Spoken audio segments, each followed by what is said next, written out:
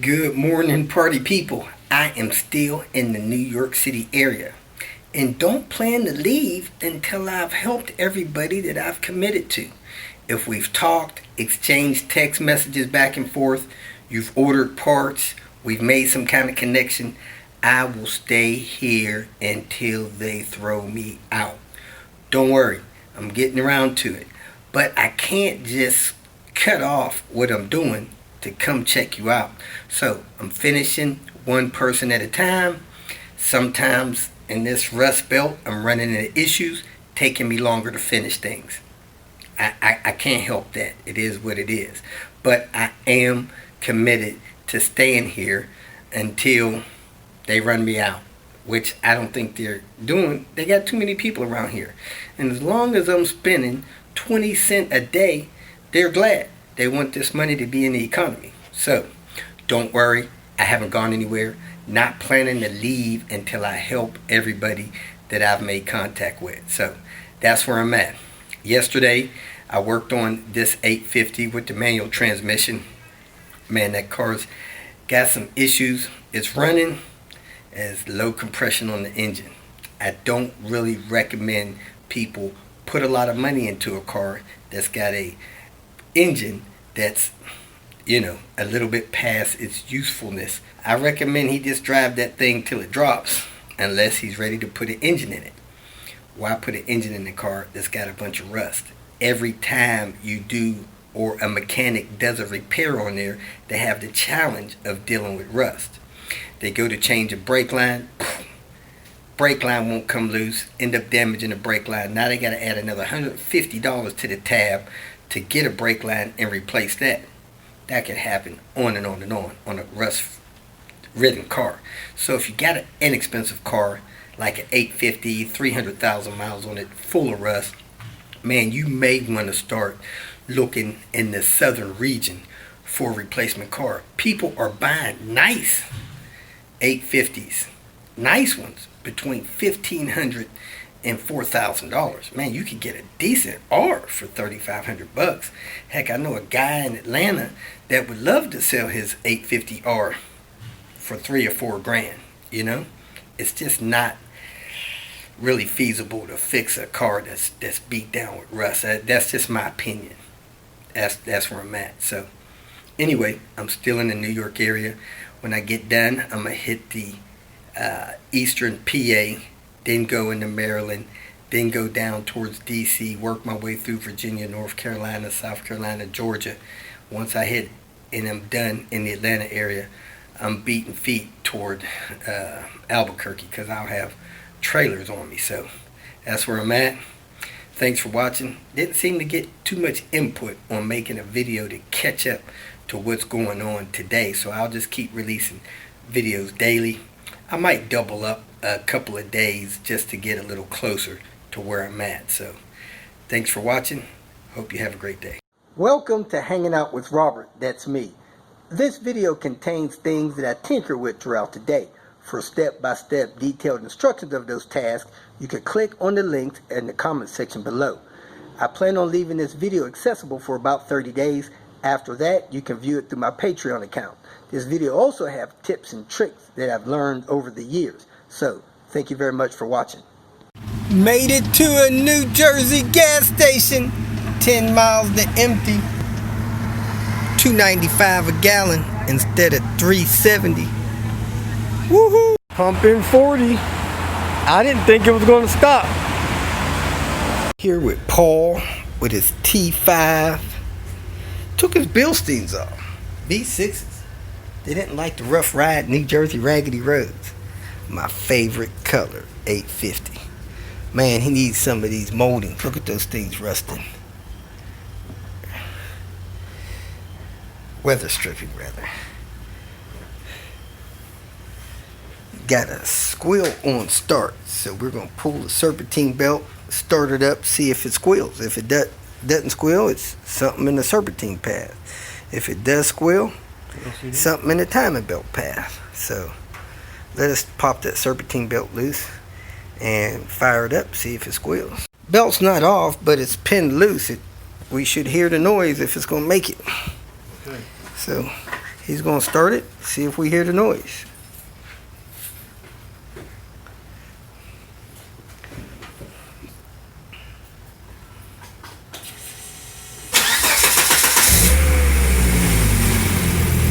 Quiet as a mouse. Must be something in this serpentine path. Alright, shut it off. We don't hear it yet with the belt engaged. We're going to see if it starts making noise, and if it does, we're going to loosen the belt, see if it goes away.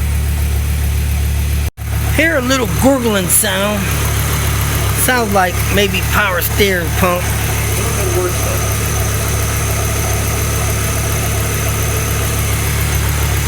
When we take tension off the belt, it goes away. Just a slight noise.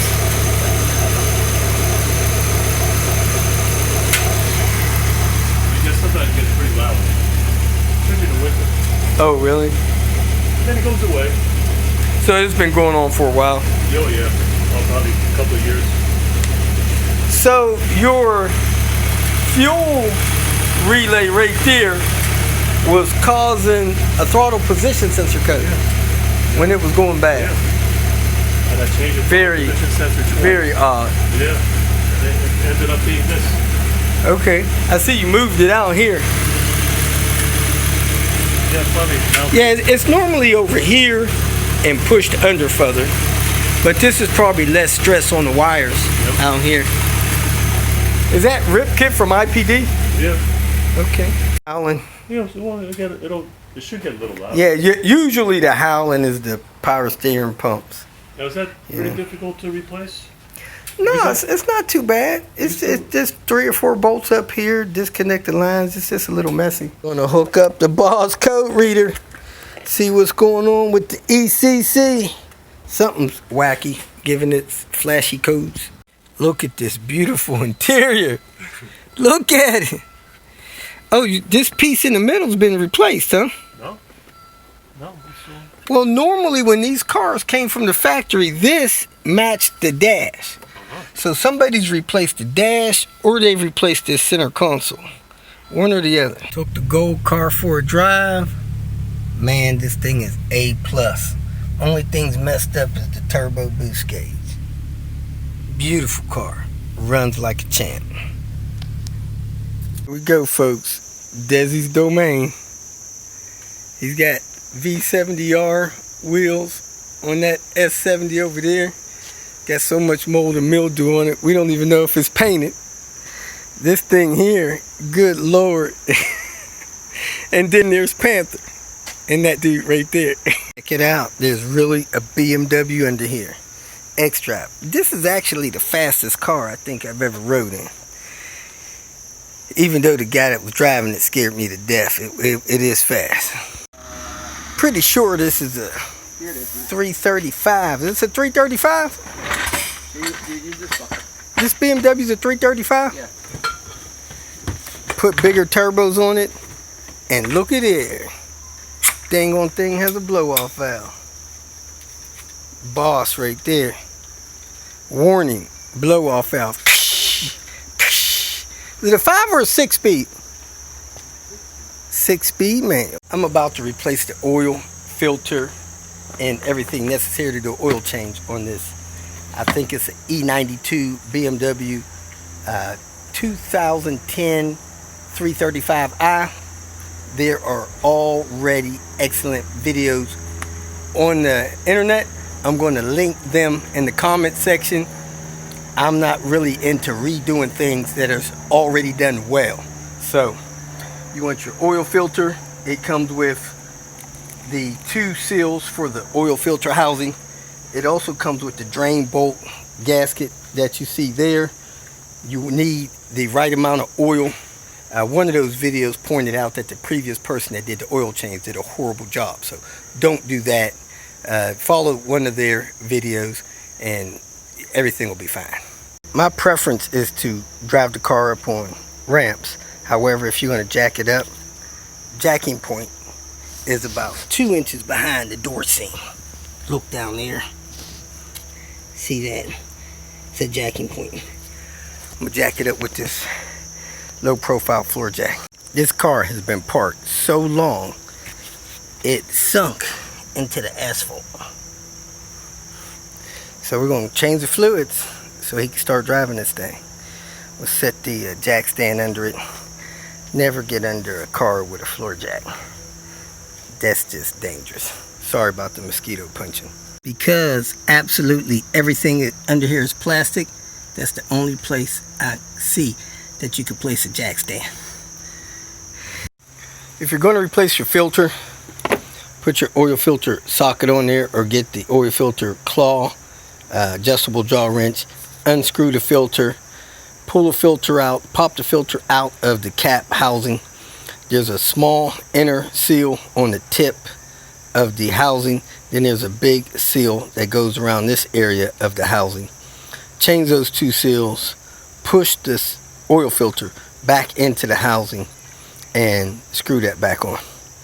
I'm going to link a video in the comments to two different videos. One is kind of professionally done, one is homemade done, but they're both good videos. Alright, so here's the filter. As you see, it comes with the tip gasket. Man, my exposure is off on this. I can't even see this stuff here. Comes with the small O-ring, the crush washer, and the big O-ring. He also has a tool over here for taking the filter housing off. So I'm going to go ahead and use this to get the filter housing off. I'm going to torque this thing to 25 Newton meters. You can see mine is starting off static wrong. So I'm going to take it up to 30 on my indicator here. Or I'm going to just use the left side of the bar to measure 25. When you get it tight, the little adapter here may be too tight on there to pull it straight off. You just bump it the other direction like you're loosening it, then you can pull it right off. The new trick from the BMW video: after you empty 5 quarts into your engine, if you need more, say a half a quart or a full quart, you take your fresh empty jug and you take oil from your other oversized container and you mark this one, fill it up to where the mark is, and then you just empty this one in there. So makes it so you don't have to keep tipping back and forth. Now you may want to check your oil cap seal, see if it's hard. If it's hard, you may want to order another one of those, replace that next time you do an oil change, or just replace it when it comes in. And he has another filter wrench in there and a monster funnel like this wrench here. Extra stuff when you're unorganized. That's it. It's covered back up. Whenever he decides to drive it, he'll start it up, let it idle for 5 minutes, get it on a level ground, and go through the controls inside the car, check the level, and reset the reminder. We're getting ready to knock it off for the night and go get a bite to eat. I want to share with you something I just experienced. I was out here in this humid jungle, mold everywhere, trees everywhere, humidity everywhere. Let me check the humidity. I think the humidity is like at least 80%. I was wrong. It is 64% humidity. Now, I started to change the oil on this BMW. I was out here 32 seconds. I seen the mosquitoes squirming around. A minute later, I'm getting bitten, 3 or 4 bites. I retreated inside of my car. The guy that I'm helping was on his way to the store. I told him to bring back some insect repellent. He brought back this stuff right here, Repel. It says that it's plant-based lemon eucalyptus insect repellent, DEET free. Repels mosquitoes that may transmit the Zika, West Nile, DJ, and some other kind of viruses. Repel mosquitoes for up to 6 hours. This stuff is a little tangy. I sprayed it on my arms, around my neck, around my ears. That's where they normally get me at. I came out here, worked for an hour, mosquitoes flying all around. I have not been bitten once more. This stuff works. Just wanted to let you know. If you feel that this information was useful, please like it and share it with your social media friends. You can subscribe to my channel so that you will get notifications of future videos that I post. You can follow me on Twitter, and if you need to contact me directly, please visit my website. And if you have any questions, leave them below, and someone or myself will reply to them. Again, thank you very much for watching.